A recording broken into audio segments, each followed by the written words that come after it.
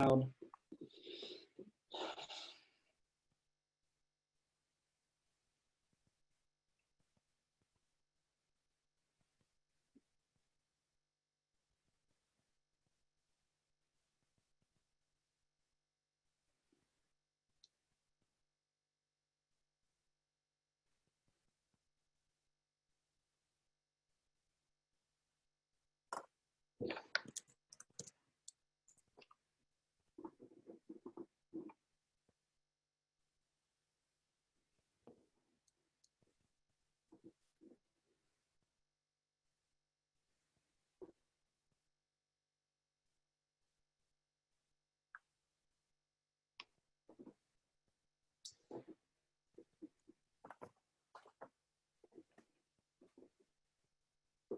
Come on.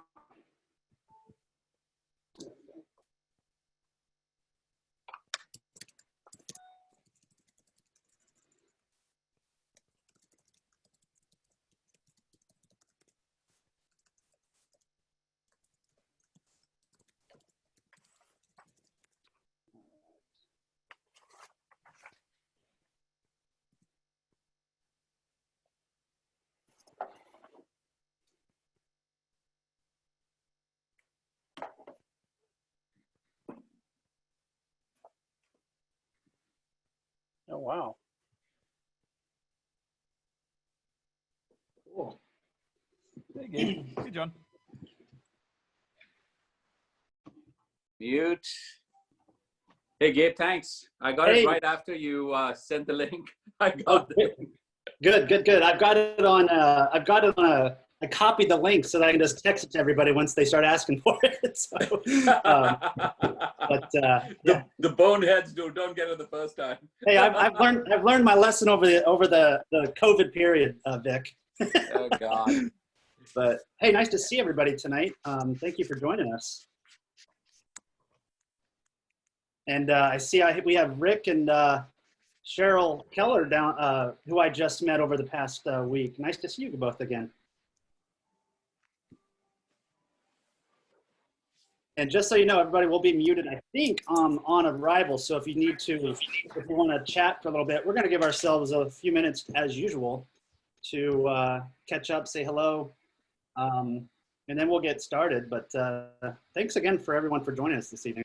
And if you are tuning in on Facebook, I just want to mention that we are providing wings credit, assuming you can join us in here on the Zoom call. So if you need the link, it is in the event. Go ahead and register, and you can join us over here just so that you can get your wings credit. I just want to let everybody know, but if you want to hang out on Facebook, that's totally fine as well. So, hey Martin, how are you? Long time no see. Yeah, it's been a while. Hi, Gabe. I'm good. How are you? Doing great, thanks. Thanks for joining us. Thanks for having us. Chris, what's up, buddy? Hey, man. Go with it. How are you? I'm good. And just so that everybody does know, we will be recording this event where it's already on record. So John said that was totally fine with him. And we will post this to the website afterwards, of course. So Kumar, is that your new plane in the background? So be careful what you say, right, Gabe? yeah, Mike, yeah, you watch yourself, buddy. Hey, Ryan, how's it going, man? Welcome back to the East Coast. Hey, thanks. Doing good. Tired still, you know. I'm sitting at a desk too much, so, you know, manual labor's not for the faint of heart. You could not have been in Colorado. You don't have enough of a tan. Hey, well, no sunlight got through any of that smoke. I imagine Martin's gotten some of the smoke too, because when I left, it was heading his direction. It was kind of hazy the last couple of days, but it must have moved through or something else happened. It was beautiful and clear today.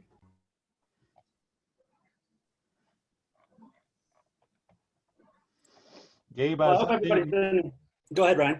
Gabe, I was updating my logbook today. I hadn't flown since August. What is wrong with that picture? A lot, I guess.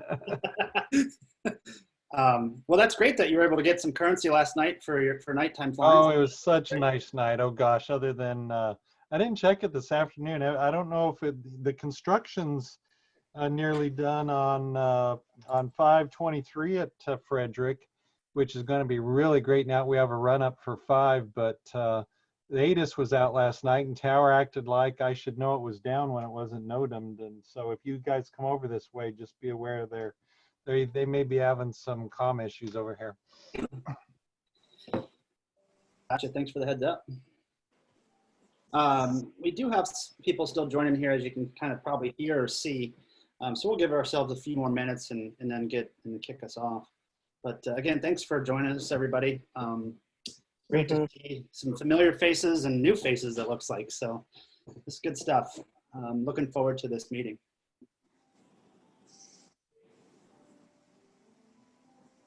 Anybody do any flying? Mike Wolpel, I hear you were at the airport today via John Schaefer. Yeah, so I actually flew Sunday, twice Monday this morning. So 3 flights practicing for commercial. Feel like I'm getting better. Still got a little work to do. Went out and did a couple approaches Monday morning with a United pilot who didn't know how to do has never done RNAV approaches and had never gone out of like Manassas IFR. So we filed IFR, RNAVs. So that was a lot of fun. I actually have a video on the whole thing, but it's long, so I don't know if I'm going to post it. Well, have you seen Martin's videos? They're long and they're great. I'm getting one here, or is it just here that you guys do? There's a really bad echo somewhere. Let me see what's going on.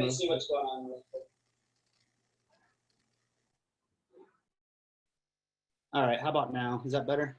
There you go. Yes. Yeah, I was rewatching Martin's recent Charlotte video 20 minutes ago while I was eating dinner. That's awesome. You got a life, Ryan. Give me just a second. Somebody's looking for the Zoom link over on Facebook, so I'm going to post that into the post that Chris just created. Get everybody in here that wants it. Yeah, I made a video for the club the other day on our 235. I guess somebody observed someone starting up the engine and, cold engine and having it rev like to the moon for about 5 minutes before he pulled the throttle back. And it's like, no, that's not how you do it. All right, cool. So I have provided the link for anybody that is on Facebook that's tuning in right now. The link is below in that feed, so you're welcome to join there. Like I said, you're going to have to register, and that's because of tracking wings credits. So I know I've had some feedback in the past that the registration's a little bit of a challenge, but that's the reason. So I just want to let everybody know that that link is there. So with that said, I think we probably ought to go ahead and get rolling here. Again, I want to think Buzz real quick, like a quick ad. Sure, go ahead. So October 8th, 7 o'clock is the next IMC club with BMC club following at 8 o'clock. They both have wings credit. They're both Zoom. You register the same way. And we've been having pretty good turnouts with the Zoom meetings the last couple meetings. So it's fun. It's good. It's scenario based. You don't have to be IFR rated to do IMC club. Everybody's welcome. It's a good time. Cool. Well, thank you for that update. And just so you know, I will post that, Mike. I saw your message. I just haven't been able to get to it yet. I will post that into our Facebook feed for everybody to have access there. But thank you for the reminder. I appreciate that. But with that said, again, thank you all for joining us. It's good to see a lot of familiar faces, actually almost all familiar faces, a few new folks it looks like, so thanks for joining.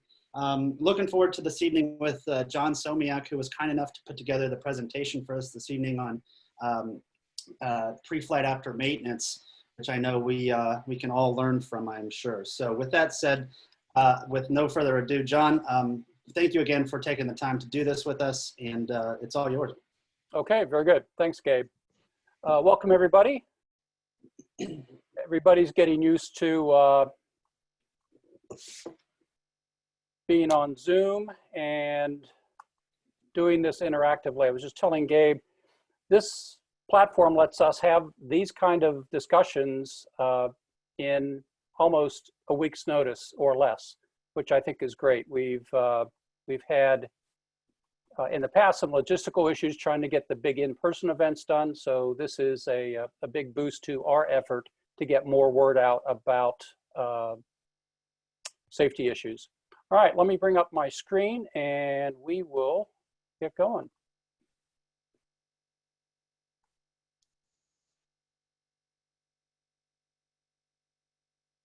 If I can find my screen.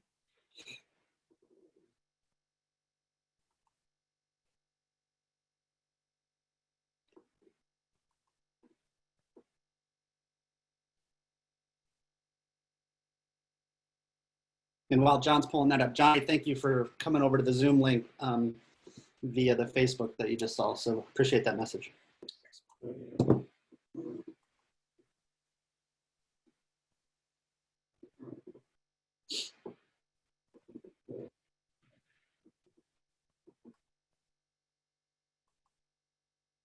There we go. All right.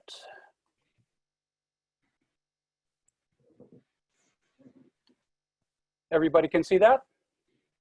Looks good And to me. audio's good, thumbs up? All right, very good, thanks. Originally, the presentation, I was going to take the lead, and my colleague Greg Ashby was going to join, but he had a last-minute trip he had to make. He's a South Sky West guy, but I'll kind of fill in where Greg was going to give us a couple pieces of insight as well. All right, so this is our welcome. So thank everybody again for joining. Wings credit is available, and between Gabe and Krish and myself, we'll get that done. And thanks to Smokehouse for facilitating this, and Gabe for all his ongoing efforts on this. The FAASTeam, we're gaining more members. I've just recruited a couple more members over the last 2 weeks, and we're trying to spread that information around. And then lastly, I want to thank the FSDO and our FAASTeam program manager, Perry Benshu, for facilitating all of this. So, all right, and I have all of you on mute. If you need anything, you can go to the chat room and we'll take them, questions or comments that you have as we go. And here's our agenda. Okay, we're going to talk about what do you do when there is a maintenance event. And a maintenance event is whenever your aircraft goes in for something, an annual, an inspection, or repair. We have an initial case study, very brief one that we'll talk about. We talk about aircraft records and how to ensure those are in a complete state. We will talk about enhanced checklist usage after maintenance. And then there's another case study that we'll throw in, and then we have some closing thoughts. I have augmented this canned presentation from the FAA with a lot of specifics that I thought would be helpful, and also based on my experience as an examiner and things that I'm seeing on check rides as well. So let's get started. Accident causation. What causes accidents? What are the things that can lead to accidents? And what you'll see in the FAA literature is something called the Swiss cheese model. And it's an interesting way to represent how hazards can happen, how they can be prevented, or if not attended to, how hazards can lead to an accident, either an incident or an accident. So this is the general model. It's using the Swiss cheese holes as representing flaws in a particular stage of a maintenance activity or any flight activity. And that flaw might lead all the way through that activity and show up in a flight activity. Well, let's look at the specific one that we're going to talk about today, maintenance, and in specific, the annual maintenance for an aircraft is a big deal. So let's say for this scenario that you have an aircraft that's maybe a little aged, it's going in for maintenance, there are ADs that are due, maybe there are life-limited parts that have to be attended to, and so forth. So the first line of defense, as you see over on in this area, it's inspection of the aircraft, making sure the maintenance people understand what the state of the aircraft is, and they also are following their inspection sheets relevant for the annual for that particular aircraft. Then the maintenance technician completes their repairs. That hopefully would block other things that would have gone through and caused issues. Then the maintenance facility itself hopefully has a quality control stage. The IA is going to check the work, make sure that that's all good, and prevent further things from leaking through to the next stage. And then finally, there's a final inspection and updating of the aircraft records by that maintenance facility. But there are occasions and situations where an error may go through those Swiss cheese holes until you get to the pre-flight. And this is what we're going to talk about. We are the last line of defense before we go fly an aircraft that may have an issue. We want to do our pre-flight after maintenance to make sure that we do not have losses. All right. This is another chart I found. This is an NTSB accident review. It's a causal chart showing the frequency and cause of various levels of an accident. And the bottom line for this chart is it's showing that here in this segment where they found a causal factor of a pre-flight or dispatch event, fancy way of saying something happened on a pre-flight or the dispatch of that aircraft that led to a fatal accident. And interestingly enough, that kind of event is showing as the second leading cause of fatalities next to the loss of control on climb out. So it's not a small factor in our safety record, having something happen right after a pre-flight mishap. Okay. One of the first cases we'll talk about is an aircraft went in for maintenance for some kind of issue with the trim tab. And the trim tab was replaced. Okay, looks like a fairly straightforward thing to do. But what happened is when the trim tab and the system was put back together, it was misrigged internally, causing a problem that easily could have caused an accident.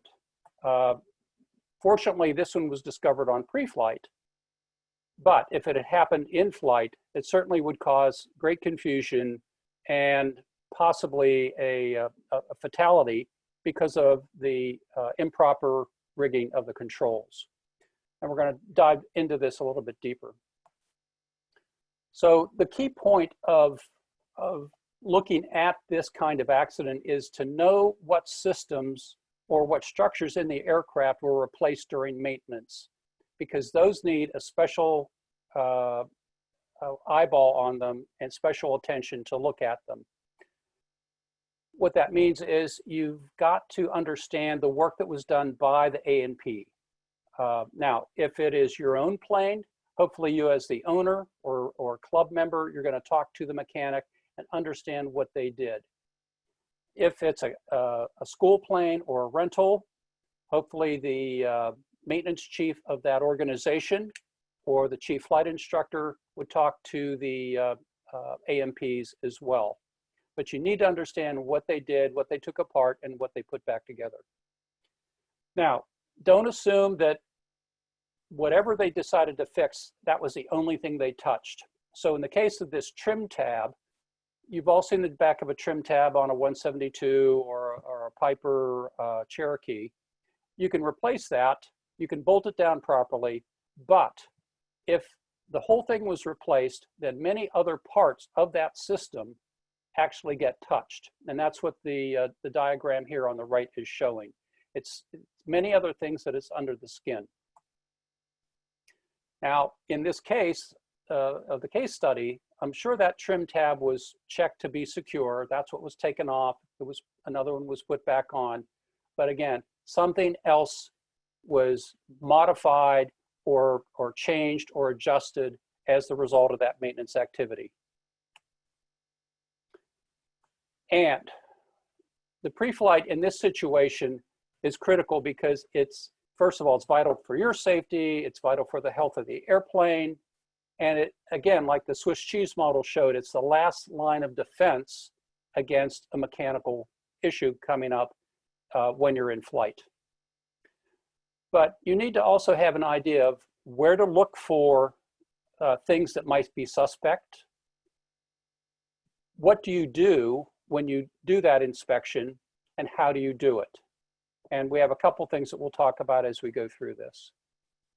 Now, a couple things. I'm not an A&P. I'm not a mechanic. I know something about mechanical things. I know about cars, but I know a fair amount of things about airplanes just for being around for a long time. But again, I'm not a mechanic. The other thing I want to make clear is this is not a gripe session about A&Ps. I will be very clear that pilots make mistakes, A&Ps make mistakes, so we're not pointing fingers at anyone. But as you'll see a little bit later, kind of the motto from former President Reagan, trust but verify, applies here. So let's go back to that discussion of the trim tab.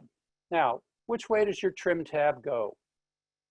A normal, or what I would call a normal trim tab, moves in the opposite direction of your elevator. And the little diagram there that was borrowed from Bold Method shows when you actuate that for, let's say, an elevator up operation, the trim tab goes in the opposite direction. Now, that might have been a source of confusion for the A&P that put it together. I don't know that, but I'm guessing. Keep in mind, there are other kinds of trim tabs. Those of you that fly Pipers, you probably have an anti-servo tab on the stabilator, and it moves in the same direction as that stabilator. So that might have been a source of confusion, but it also is incumbent upon you as the pilot of that make and model to know which way it's supposed to go so you can interpret it once it comes back from maintenance and everything is working in the proper fashion. Now, aircraft records. When you get an aircraft back from maintenance, you must ensure that it's been documented properly and that a return to service has been completed. Now, some of you may have learned in your private training time or commercial training time of about what a return to service is. If you don't have that per part 43, section 43.9, you're not legal to fly. So the next section here shows what's in a return to service. And this is not only just a record-keeping action, again, it's a legal action. You cannot legally fly the airplane unless you see this.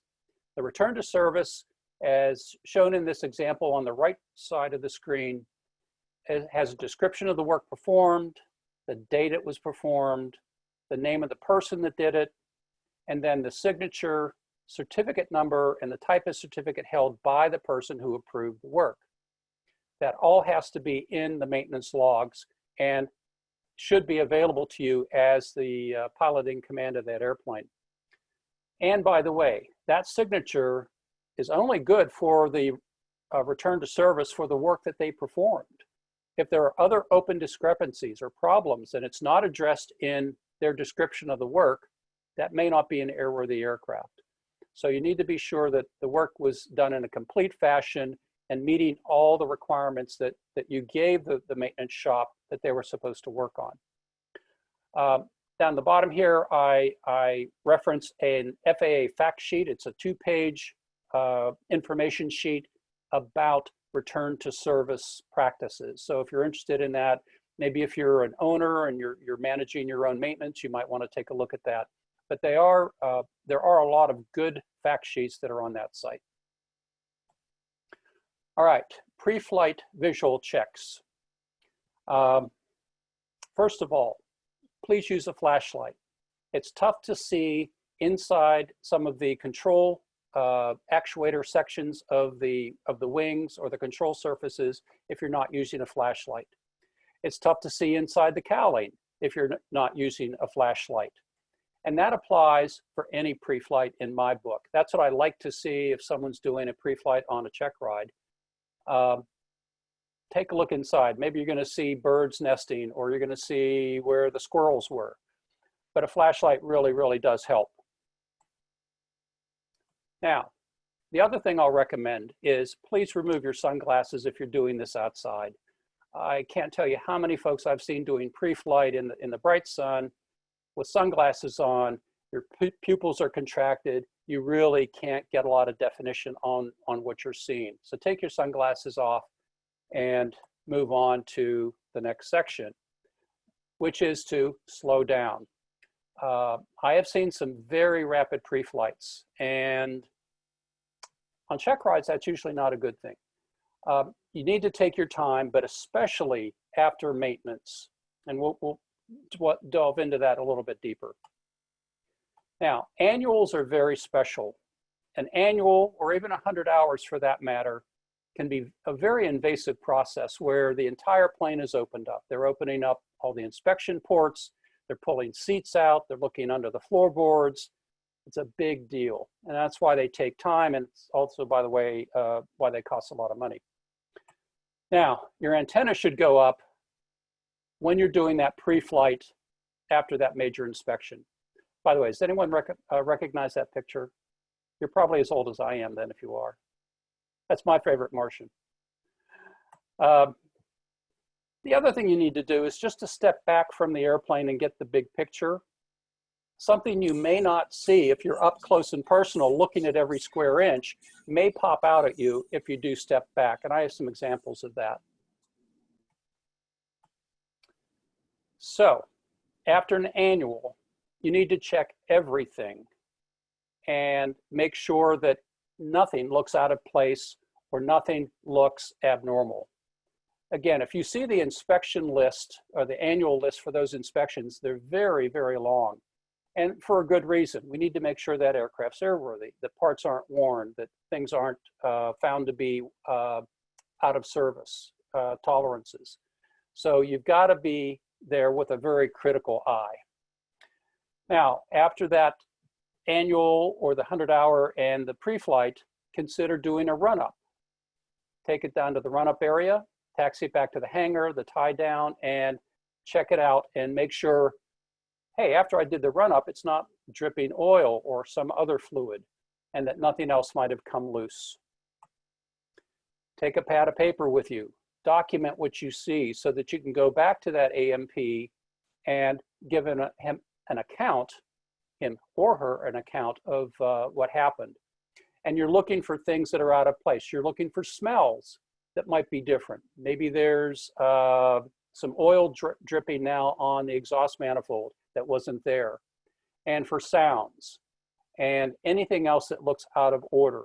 And if anything looks out of order, please don't fly the aircraft.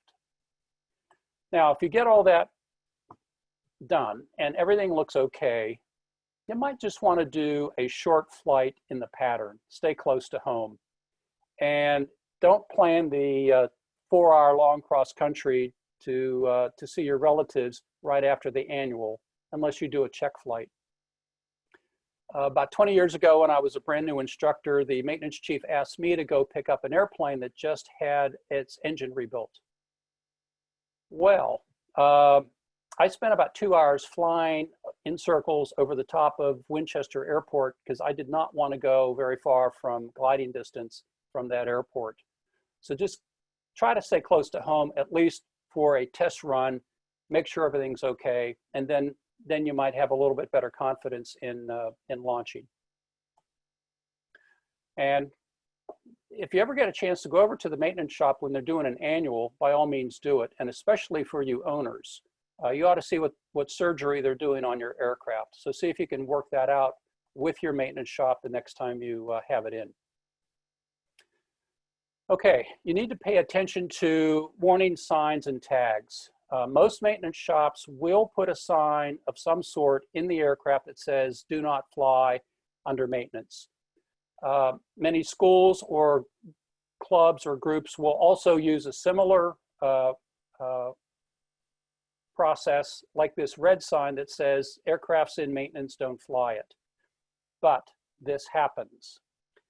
And I have a little short story that goes along with this in one of the later slides.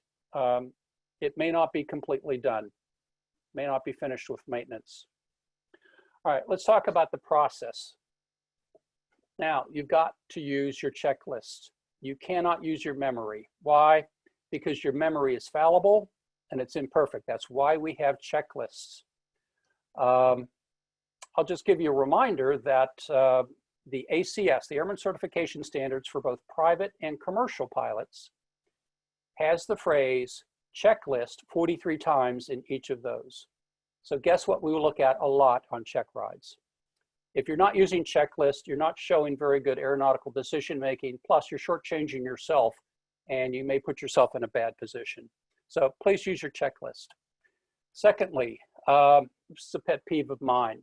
Make sure your checklists are POH or AFM, Airplane Flight Manual compliant.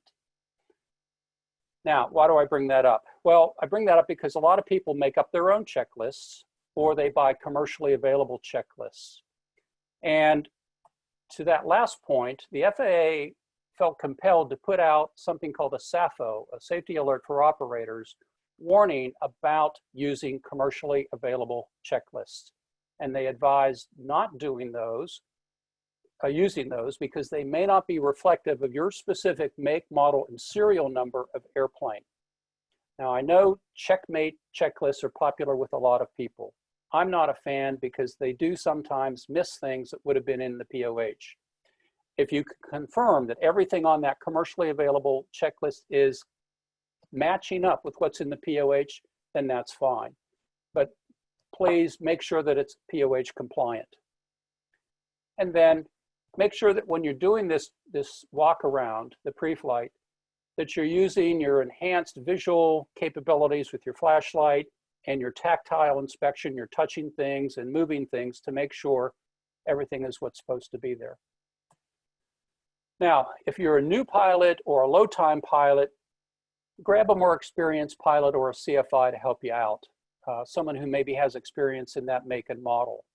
There may be little tips or tricks that they can show you on what you want to look for. And you need to be complete. Now, I think this guy's going a little bit over the top, so to speak. I don't know what he's looking for. Hopefully he's not denting the top of the surface there, but you don't need to go that far. So the best practice is you're looking for something wrong. You don't go into the pre-flight process with the checklist expecting everything to be good. You've got to look for potential faults, and we are fault finders. And to do that, you really have to slow down. And it has to be a methodical process.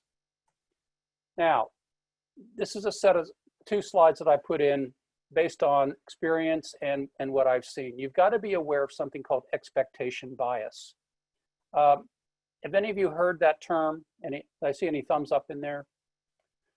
Expectation bias is when your expectation of some particular outcome is influenced by your perceptions or somebody else's behavior. Now, put some other way, we sometimes see or hear what we expect to see or hear.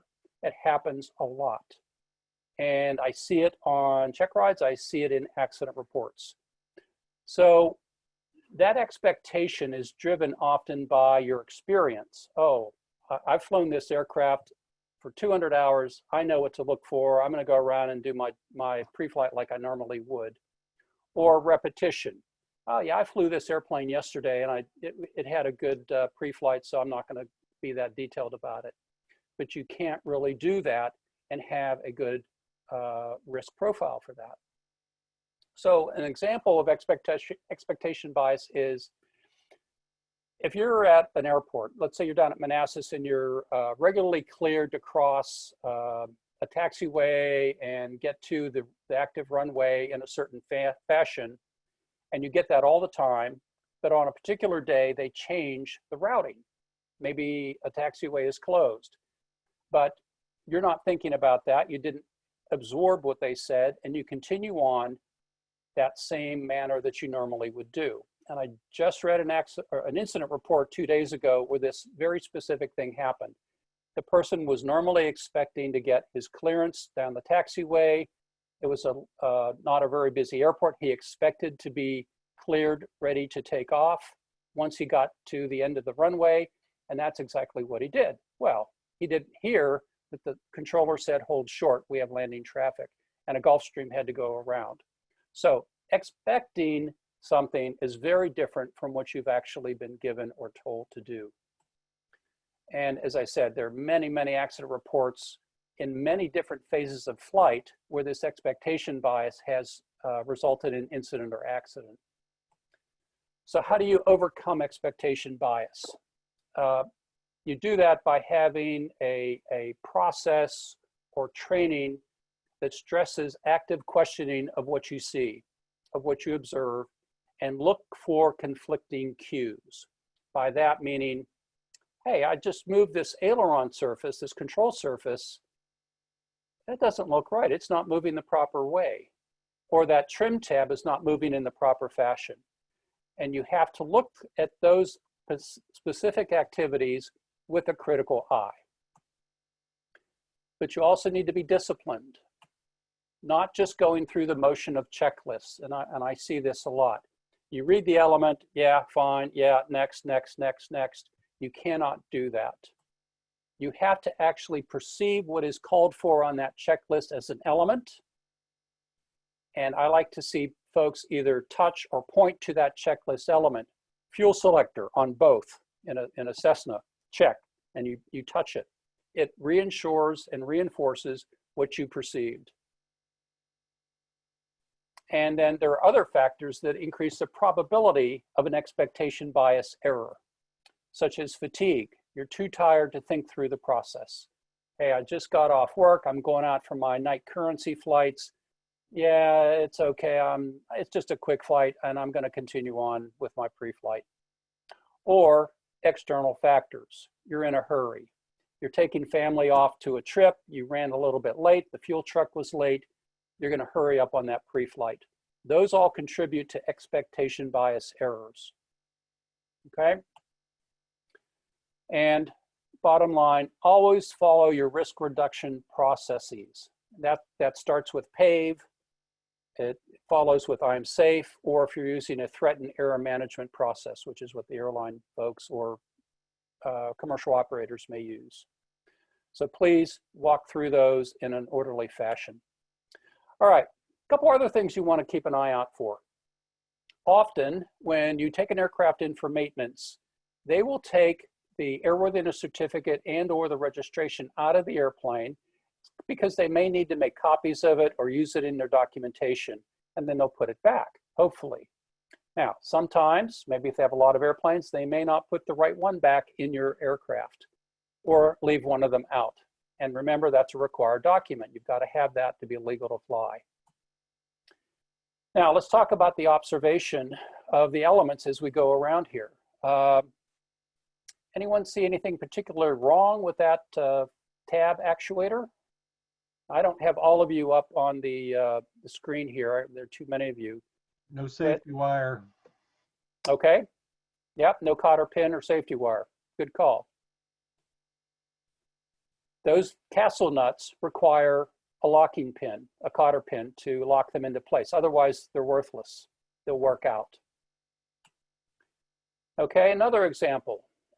This was a glass air that just came out of maintenance, and the throttle cable, find my notes here. The throttle actuator may have been tightened sufficiently, but it didn't have a safety pin put in it, a cotter pin or a safety wire on the locking bolt, and it came off. What happened is the pilot started to see a partial loss of power, and eventually it went to a total loss of power, and he had to land in a parking lot because that worked loose. Lock nuts, used a lot in the aircraft. You need to make sure if you're looking at nuts, if you're looking inside the cowling, that they look as though they have been pulled completely through the top of the fastener. That fiber collar is what creates the friction on that, that fastener and keeps it from backing out. The one shown in the picture here, you don't see anything showing at the top of that nut of the fastener. That's absolutely inaccurate assembly. Looks like he's used too many washers or shims to put in there. Okay. We have something loose here. We have an inspection panel that's not been put back properly. In and of itself, is that going to fall off and create a problem? Maybe, maybe not. It might come off, it might interfere with the control surface, but also tells me there might be other things that were not done in a full and proper fashion either. So you need to look at all of those inspection plates. And on everyday pre-flight, take a look at those inspection plates. They come on and off so often that a lot of times those screws are worn, the receiving holes are worn, and those screws back out. So on any pre-flight, take a look at those inspection covers. And let's see what's here. Oh, there's an inspection cover that wasn't even put back on. Again, that raises a lot of questions about the maintenance process of the AMP, of the IA, and the shop. Okay, now, if we focus on the picture to the right, it shows a bolt that has a hole in it. Now, if you work on your car or you're working around the house, you're usually not going to find bolts with holes in them. In aviation, we do a lot of that because it's for safety wires. And if there's no safety wire in it, it's probably not been completed in a proper fashion. And what we show here is what's supposed to be there, the safety wire going through that bolt and attached to the other bolt. Now, I'll back up here. Now, remember, a couple slides back, I said, if you're going to take an aircraft, you've got to be sure that it's fully signed out from the maintenance people and that there are no warning signs that say, don't fly, this aircraft's under maintenance. This picture is from an aircraft that was flown semi-accidentally with maintenance not being completed. The short story is the owner of this club airplane put it into maintenance. They started to take it apart and they found out that they needed to get a tire that needed to be ordered. So the AMP put the wheel back on the plane and just hand tightened it and didn't complete the assembly because he knew he was going to come back and put the tire on tomorrow. Well, guess what? The owner of the aircraft came out early before the shop was opened, saw the airplane, hey, it's done, and he took it up for flight in the pattern. Fortunately, the mechanics came in to work, they saw the airplane flying, they radioed him, and they said, you need to come down, you need to be careful about how you land, because what you see in this left side is the fact that the brake caliper was not reassembled in a complete fashion. There's a gap in there. And obviously, the safety wire is not there. So that's a big red flag if you don't see safety wire on bolts with holes. All right. And by the way, if you're interested in safety wire techniques, there's a whole advisory circular on that. And Zach Kinney, I'm sure you're interested in that as well. Now, Cirrus pilots, we've got a couple of you on the call here. The left side picture, does that look familiar to any of you? This is the result of an accident that occurred down in Texas back in 2018. A pilot reported loss of control, of roll control in the airplane because that particular bolt did not have a safety wire in it. It's not clear to me if it came from the factory like that or after maintenance, but he lost roll control and the result is the right side picture. He did survive, but the airplane was a write-off. So that is something you need to check on any of the Cirruses, the 20s or the 22s, to make sure that aileron attaching bolt does have a safety wire through it. Now, This looks like a pretty mundane pre-flight activity, right? We all do it. We check our 100 low lead. But what if your aircraft was in maintenance and it was there for several days, if not weeks, because that's a long process, and the maintenance shop decided to pull it out on the line because they needed hangar space, and there was thunderstorm activity, a lot of rain, and it was left out on the ramp during that period. Now, maybe if you've got a hangared airplane, you're not used to expecting that. So your expectation bias is, I don't have to really worry about water in my fuel because I'm in the hangar all the time. Maybe the fuel caps are not in the best shape. Maybe those gaskets have worn. Or maybe, even though you had good gaskets, maybe they had checked on the fuel levels in the maintenance shop, but they didn't put them back on in a complete fashion. So here we go through our fuel check. We pull a little fuel out. What do you see? Well, hopefully you don't put that fuel container up to the blue sky and look for your water contamination. That's a classic mistake. Hold it up against something white, like the fuselage, and there's the water. The other thing you want to check is oil. On a 100-hour or an annual, they're always going to change the oil, or maybe for just other service, an oil change service. You've got to check and confirm the level of oil. Now, when they do the oil change, they'll change the filter, and the filter will absorb maybe up to a quart of oil as well. So hopefully they've accounted for that. But also, hopefully they didn't make the tragic mistake of not putting the oil in. Now, that would be an unforgivable sin of an A&P, but I'm sure it's happened. It happened to my sister's car when they took it in for maintenance. It came out of an oil change shop with no oil. Talk about irony. Now, another case study. Never assume that the status of your aircraft is the way you left it. And that means the switches, the radios, the fuel amount, the fuel selector, because something, if not all of those, would probably have been manipulated by the A&Ps. So this is an example of an Aerostar back in 2012. It had a left engine failure on takeoff after maintenance, and the reason is the fuel selector was in the incorrect position. So let me give you a little rundown of the details of that. So an A&P taxied the aircraft out to the run-up area. He did a run-up. There was no trouble found. So he taxied it back. He added fuel to the fuselage tank, which is in the main body of the fuselage here. Taxied it back to the ramp and set the selectors to off. Okay. The owner comes and wants to take the airplane up. He departed and did not do a full run-up. Now, the checklist call for those selectors to be checked and set into the fuselage position.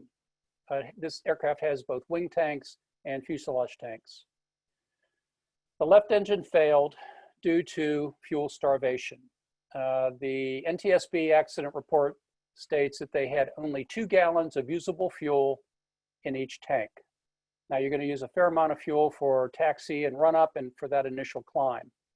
And unfortunately, that left engine failed. It was low altitude and the pilot perished. So it means you've got to be very, very sure about your recognition on the checklist of where those selectors are, especially with fuel. Here's another example. What's wrong with this internal rigging of this control cable inside a 182? Anyone discern a problem with that? Twisted. The crisscross? They're crisscrossed, yes. Now that has a couple problems with it. First, it is misrigged. And secondly, you never want to have those cables crossing each other because they're going to chafe and wear and eventually they're going to break. So now you're normally not going to see that in a pre-flight. You'd have to pull the inspection plates off to probably see that. But what that means is for you on your pre-flight check, you've got to make sure that the control surfaces are working the proper way. That means when you do your box control checks, you've got to make sure that you're doing the proper review.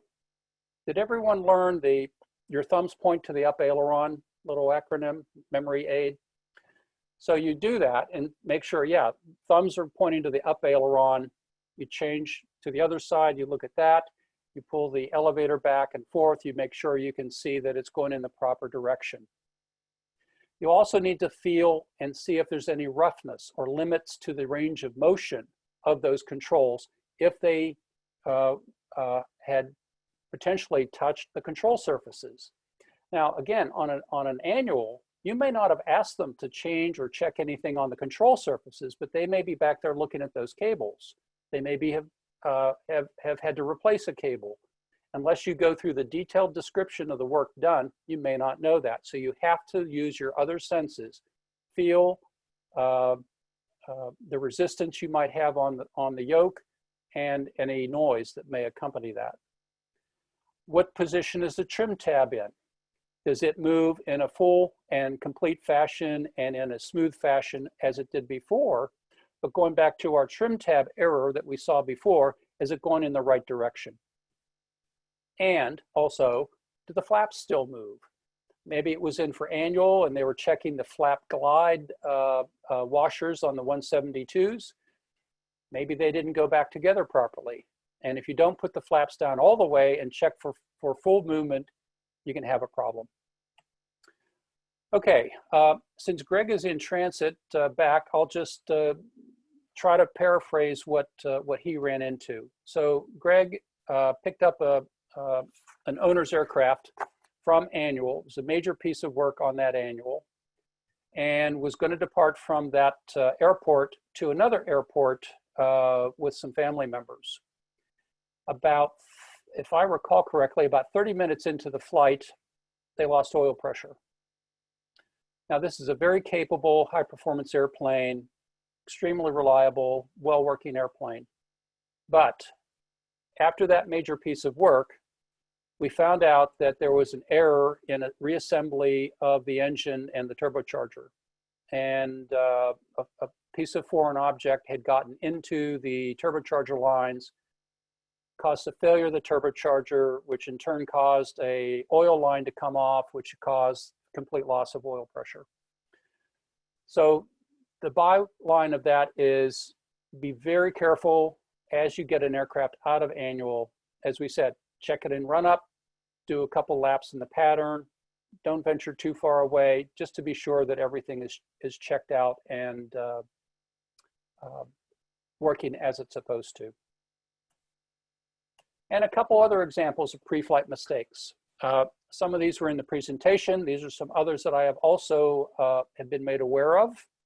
An oil dipstick not secured or screwed in. I had an acquaintance who was applied full power on his takeoff roll. All of a sudden, windscreen loads up with oil. It had blown off the dipstick because it wasn't secured and made a huge mess. Starting the engine with the towing tug attached to the nose gear. That was a very expensive mistake. Prop strike, complete engine rebuild. Aircraft taxied with the tow bar attached. Common mistake. If you're in a hurry, you leave that tow bar there and you end up taxiing with it. Starting the engine with the cowl plugs inserted. Means you probably didn't do the proper cowling check as called for on your checklist. Attempting to start the engine with the fuel selectors in the off position. Remember, the mechanics may be required to put those in the off position because they're doing some kind of work on the fuel system. If you're not used to keeping it in the off position, and I know I am, the aircrafts I fly, we keep them in left or right. You're trying to start the engine going, what the heck's going on? It won't start. It may be in the off position. Departing with the fuel cap off. I know of a specific case where that occurred and they lost a lot of fuel and their climb out. Flaps would not extend. It was a flap circuit problem. And that was found out in flight because they were never checked on pre-flight. That's why I support putting the flaps down all the way, not only so you can check the movement of the flaps, but you can also see that they run in their tracks properly. And attempting to taxi with the tie downs attached, turns-about a tie-down are not one of the private maneuvers we test on, nor do we like to see if you can bounce over the chocks if they're left on the nose wheel. So overall, your mechanics are doing a great job in keeping your aircraft flying. But they are human. They make mistakes just like pilots make mistakes or controllers make mistakes. So we trust them, but you have to verify. And that's what this whole process is about. And it's the life of your aircraft, and it's up to you to take care of it as well. So be fully prepared for that first flight after maintenance, and just be very complete in the process that you use. And there's just an interesting sample of the tow bar being attached. So I'm sure that made that landing kind of interesting. All right, any questions? And I guess we can open it up, Gabe.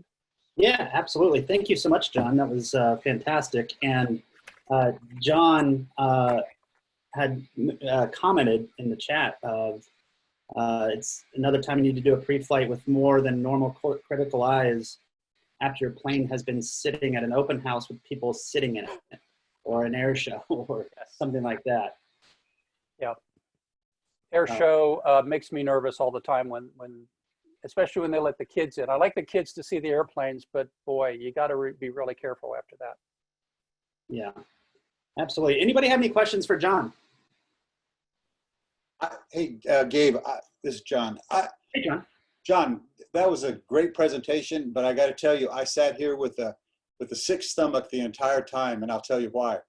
So 5 years ago, I had my airplane annual at Cycle Aviation. It's a 182. And the plane, I had not flown very much that year because I was kind of between jobs, and I was shepherding the hours on my engine, so hadn't flown a lot. The plane had been an annual. It was released on a Friday evening. I couldn't fly it on Saturday. I couldn't fly it on Sunday during the day. I finally went out Sunday afternoon to fly it. And I did the pre-flight, you know, the really close pre-flight. I know it's a test flight. Looked everything over super closely, more so than ever.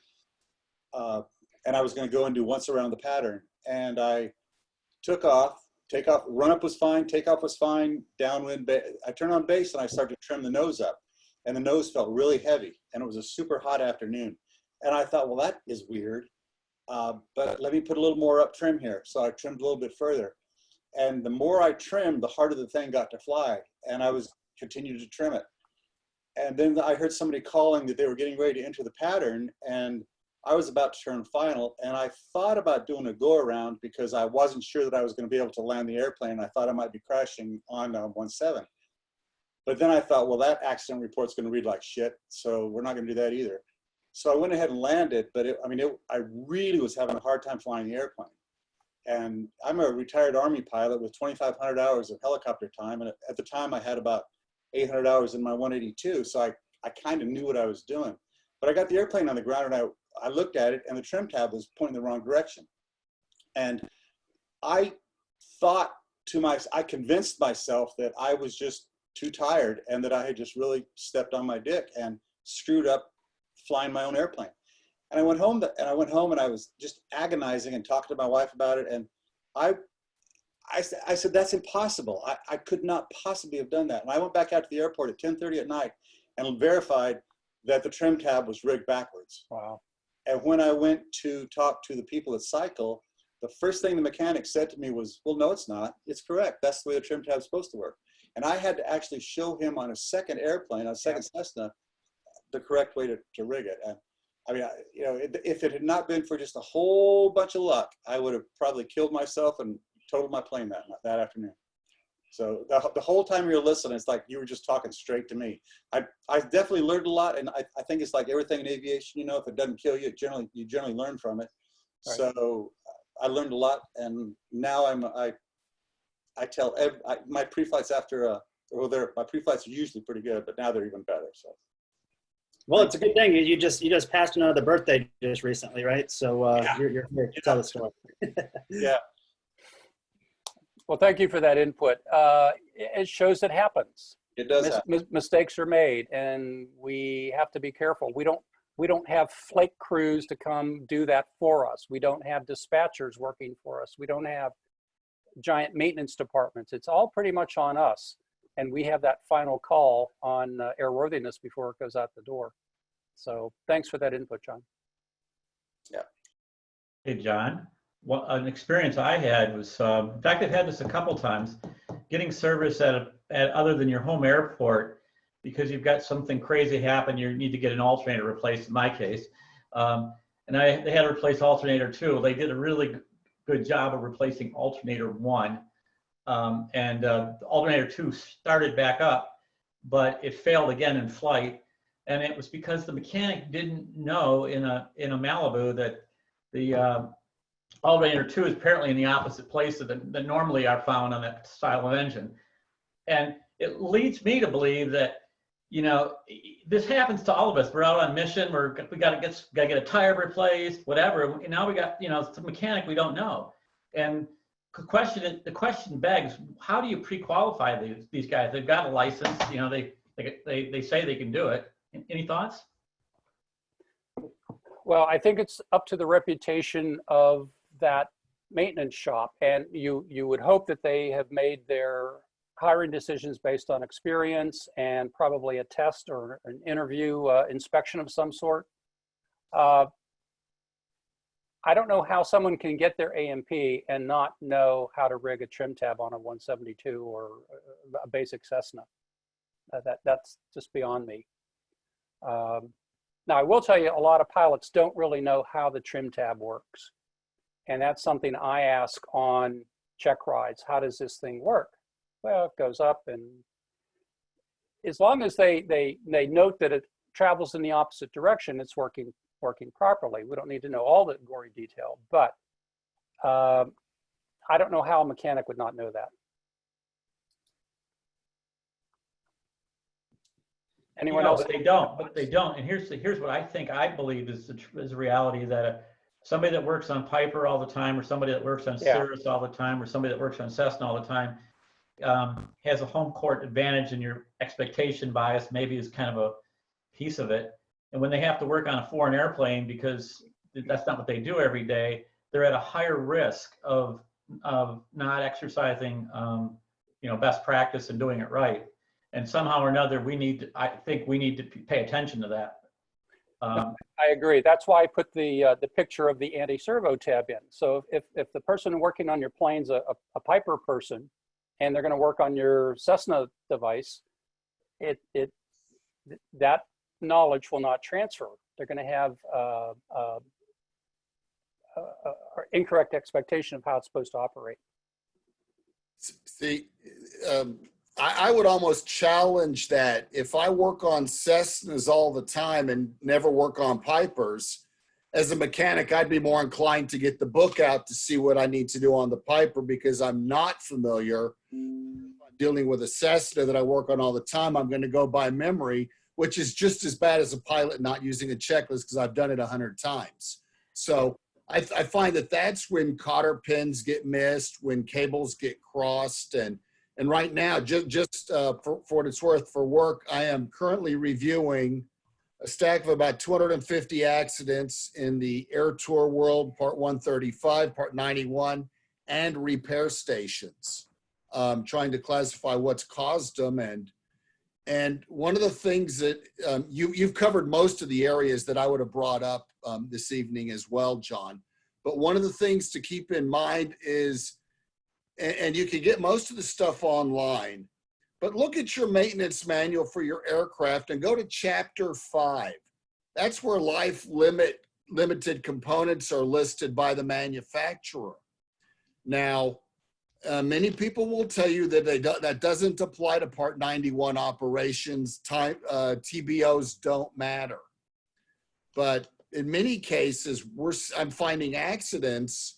And there was a Cessna 206 with 4 people on board that was involved in an accident because the pilot went to reduce power and pulled about 3 feet of throttle cable out into the cabin because the cable broke. Part 5 of the maintenance manual will tell you, at least for Cessna products, that the cable is due replacement every engine overhaul. Some of the older Cessnas say 10 years. Some of the newer ones say when you have about 50 thousandths worth of slop or movement in the cable. So I can't tell you the last time an owner replaced a cable until it either was fully bound or broken. Yeah. And these are the little gotchas that will get you on an inspection or in an aircraft normally that we don't always think about. I would say that Life limited components. Yeah, that's great, Mike. I concur. And for owners, you really should become familiar with that. For renters, that may be a little bit tougher to do, but definitely for owners, know what you're up against when you take it in, because those life limited parts may need to come out and you're gonna have to pay for that as well. So yeah, that's great. Thank you. I want to. And the shop will not replace the cable unless you tell them to when you get that engine overhaul. Okay. Tell them to do it. They don't know that the airframer said replace it. So one thing I think we can do that I have to take away from my experience with them replacing the wrong alternator, at the second shop, which happened to be in Wichita, in Cessna land, working on a Piper, I had SkyTech send them these 10 or 12 pages from the maintenance manual for replacing the alternator. And it's play scripted, really nice. Take bolt A out and put, do this, do that. And I think that's something we can do as pilots or owners if we're at a foreign airport. And I think if I ever had to have somebody work on my plane again, other than my own mechanic, I would reach out to my mechanic and get the play script, or at least make sure that the mechanic that's working on it has that, so that they're not just shooting off the hip and doing what might otherwise seem right. Just for what it's worth. Plus, we're hearing that there's a lot of A&P shortage, so that's causing a lot of crossover skills, sort of broadening the skills but not going very deep in some areas. For some of the mechanics, makes it even more of an imperative to check to do a good pre-flight. I had that question I had written up on the chat about, I sort of understand what the answer might be around liability, but if you're fixing something inside the aircraft that the pilot has no access to, I mean, it hardly seems fair that the shop can't do a test flight, have a pilot on retainer, even charge you for it. But, it's kind of a bit of a risk getting up there and, and not knowing what the heck happened to your cables, whether they were crossed or not. Some shops do. SkyTech, as part of their standard operating procedure, sends all their aircraft out on a check ride. I believe somebody said that the Cirrus shop does that as well. Yeah. So well, they did Vic. They did that to my Cirrus down in Florida. It was flown multiple times. In fact, they discovered a problem on one of the flights, and I freaked out, and I called Gabe, and Gabe had to talk me off the ledge, and they got it worked out. But I wasn't in it, and I'm glad I wasn't in it, because their test pilot actually brought me home in it because I was still a student. And about a week before, he had a 2006 or 7 Cirrus SR-22 that they did some engine work on, and it died on crosswind, and he barely made it back to Lakeland to set it on the ground. That's a good example. And Mike Walpole said that have the mechanic fly with you. I think that's a good idea. I agree. Get him up in the plane. His heart and his mind will be definitely in your aircraft. Some shops won't have mechanics that are both pilots, and then you may not have the insurance coverage, or they may not have the insurance coverage to have that mechanic fly with you or fly it on their own. So you're gonna have to check the status of what the shop has. So, and if it turns out that it can't be flown by the mechanic, that's when all of these practices have to kick in. Or get the mechanic to come out and do the pre-flight with you. Might help as well. Well, in the world, there's got to be, most mechanics are competent and they know their boundaries, but there must be a list of good mechanics and bad mechanics, and good shops and bad shops. And, if nothing else, you hear about it kind of through groundswell. Don't go here or there because these guys, don't service well or whatever. And it'd be interesting to try to leverage that dialogue a little stronger so that we're educated consumers Yeah, well, I think the Thanks, right. various make and model groups, the Mooney group, Bonanza Society, Cirrus owners, those all can probably be good conduits for that kind of information as well. I have to say, as a new pilot to the area, when I got here with a Classic 170, I didn't really know any shops and where to go, and the plane was new to me. But I went through Savvy Maintenance, and that they turned me on to a great shop, Classic Okay. Aviation, and very happy with that. And as a new pilot, they've been great at being able to talk to a number of A&Ps and get an idea of what's going on. And on Thursday, I'm flying down and taking her in for my first owner-assisted full annual honor. So it's the second annual I've had since I've been the owner. But first time I've been able to do a full owner assist, and really looking forward to looking at the nuts and bolts of the old girl. That's great. Great idea. Awesome. Hey, I saw something in the chat here from Hannah. Hannah, are you still online? It looks like you are. Yeah, I'm here. Would you like to go ahead and ask your question, or? Yeah. Awesome. I was doing pre-flight the other day, and one of the big bolts on the top of the nose cowling cover was missing. And I went to the binder and noticed that it was like squawked as a note, you know, saying one bolt missing, it's still airworthy, but if there are any more missing, then it's not. And I asked my instructor about it, and he was like, yeah, you know, it's sort of like popped on and off quite frequently, like for maintenance and stuff. But I was just wondering, I know this has probably been covered already in one of my ground sessions, but like if I wanted to then double check airworthiness on something, you know, that's been squawked or whatever, do I check it in like the AIM or the POH, or I don't know, where do y'all typically go to figure that one out? Well, you have to use the decision tree that starts with, is whatever you're looking at required for the type certificate? Was it required by Cessna or Piper, whoever? Is it required by 91205? Is it required by an AD? And so on and so on. Something like the missing cowl fasteners, which is a common problem in the 172s. Is this a 172? Yeah, that's very common. The shops need to attend to that the next time it's in for maintenance to get that one that is popped out and fixed, and they can fix that. And I don't know the spec on how many can be missing. I was always told if there are 2 missing, you can't fly it. Mike Schwartz, maybe you can chime in on that, but if there's more than 1, then yeah, generally you don't want to fly it. Typically, when it comes to missing fasteners, especially on Cessna cowling, you have to go to the structural repair manual and see what it says as far as missing fasteners. That's not something that you would have at your access. Yeah, okay.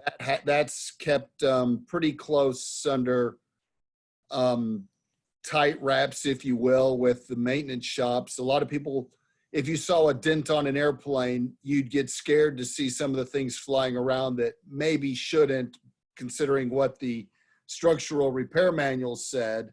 And if you saw the replacement cost of an aileron that has a dent in it, you'd be even more scared and your wallet would go running for cover. They're not expensive parts, but by and large, the rule of thumb for Cessna cowlings is you can have a fastener missing, but you can never have 2 next to each other missing. Yeah. And with the lower cowling where it attaches back near the firewall, just above the nose wheel, those are rubber shock mounts. And as a rule of thumb, only 1 of those, period, never 2. Okay. Because the weight on the mounts themselves are, like I say, they're rubber mounted. And if you start getting too much sag, you'll just break every one of the mounts, and then it's really bad. Okay, Mike, thanks. Let me toss another thing in there. Now, as a veteran of flight school training and instructing at flight schools, every student pilot out there needs to be aware that your instructor wants to fly, and be cautious. If your instructor says, oh, it's always like that, let's go fly, you need to be very, very careful. Yeah, if there are 2 missing, it's not a good answer if they say, oh, it's always like that, let's go fly. You can't allow that to override your own sound judgment. That's really helpful. Thank you, guys. So I have a question, John. Great presentation, by the way. So I keep hearing about owner-assisted maintenance. Are the shops open to owners actually volunteering to do that? Number one, and number two, how much of an assist can you actually do without impacting liability and or even getting in the way of the technician doing his work? Well, I think that's going to be up to the shop. I would suspect the larger shops may not allow that because of insurance or liability. Matt, I don't know where you found your shop, but they may have an arrangement where they allow that and it's supervised and they have a process for doing that. Can you give us a little more detail? Yeah, I'm using Classic Aviation down in Shenandoah Valley, and they've always been very welcome and opening, and that was one of the things I was looking for in a shop, that I want to be able to help out and learn as much about my aircraft as possible, and who better to learn it from the A&P that's working on it. So the first shop that I had used, it's where I did my pre-purchase down in South Texas, is an old family friend, and it's a very small shop, but he was like, yeah, come on in. And his wife, who co-owns the company with him, said, not so fast. We don't have insurance to cover that. You're not coming to the shop. So I understood and bowed out, no problem. And once I moved the aircraft here, that's what I was looking for.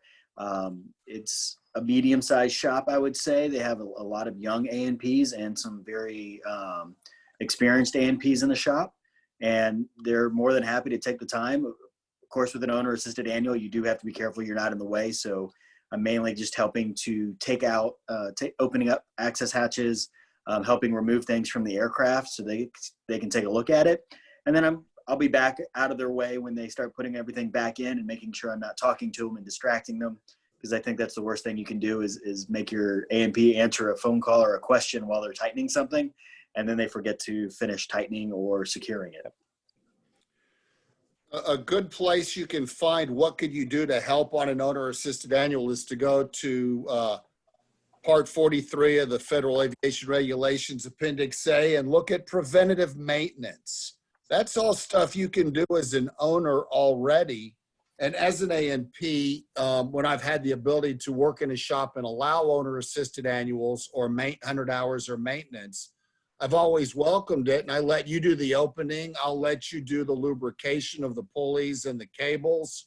I'll let you clean and gap the spark plugs. I'll go back and double check, but I'll let you get your hands nice and dirty. You can cut the oil filter open and look for any metal in the filter element, and I'll let you go as far as you want to go, but but I am supervising because it's my name in the logbook at the end of the inspection, But many shops will let owners do it, but it does become an insurance issue in the bigger ones.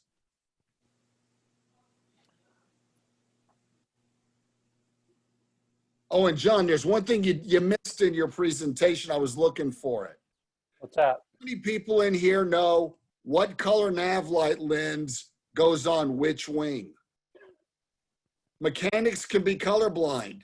And quite often when they look at the airplane, they'll get the nav light lenses on your wings backwards because they're looking at it and see left and right when they're looking nose on.